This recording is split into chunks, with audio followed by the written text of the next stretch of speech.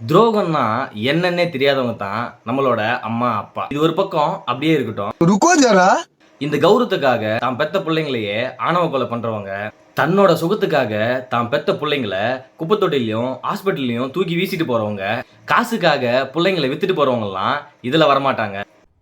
இந்த உலகத்துல அப்பா மாதிரி நான் பாத்துக்கிறேன், அம்மா மாதிரி நான் பாத்துக்கிறேன்னு 1000 பேரு நம்ம கூட பேசலாம், பழகலாம். No one can ever replace them. அந்த இடத்த யாராலையும் நிரப்பவே முடியாது. இன்னும் எத்தனை காலத்துக்கு தான் நாங்க சாப்பிட்ட மிச்சம் தான் எங்க அம்மா சாப்பிடுவாங்க, எல்லாரும் சாப்பிட்டதுக்கு அப்புறம் தான் கடைசியில சாப்பிடுவாங்க. எங்க வீட்டு மகாராணின்லாம் ஸ்டேட்டஸ் போறத முதல்ல நிறுத்திட்டு ஃபர்ஸ்ட் மகாராணி மாதிரி அவங்கள வாழ வைங்க.